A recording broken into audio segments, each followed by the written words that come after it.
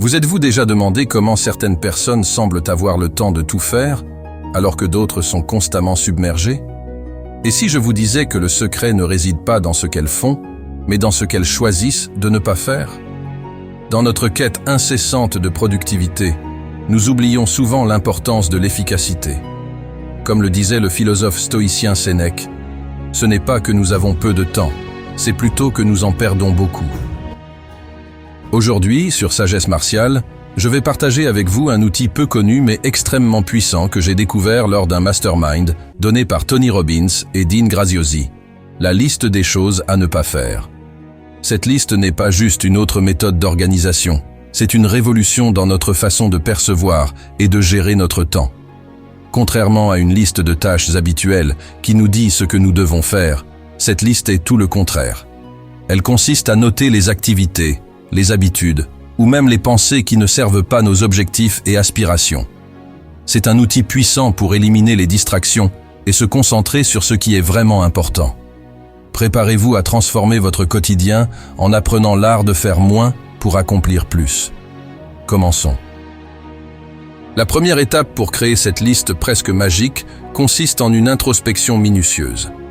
Mettez cette vidéo sur pause et prenez un instant pour réfléchir aux tâches et activités de votre quotidien. Sur une feuille, listez celles que vous entreprenez chaque jour et interrogez-vous sur leur véritable apport à votre développement.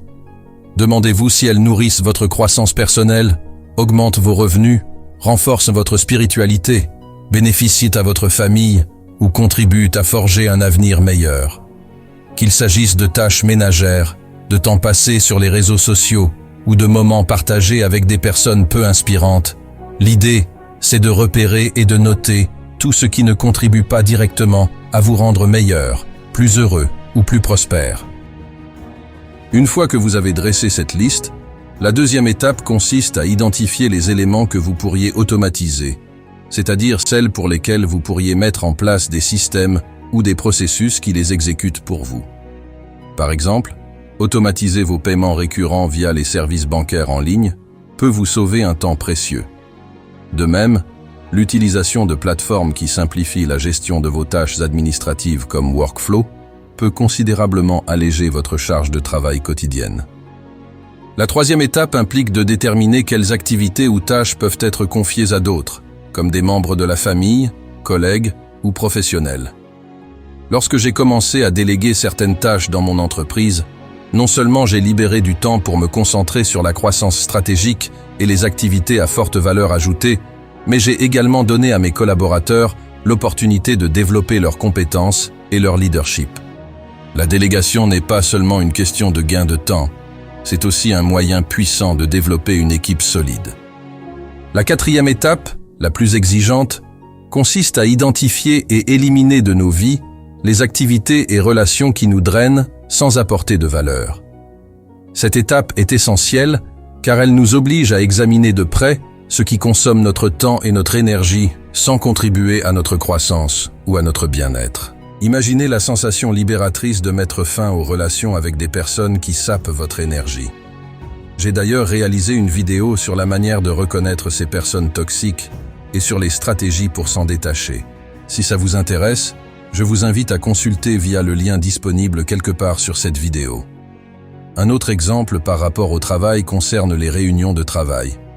Posez-vous la question: suis-je absolument indispensable à cette réunion?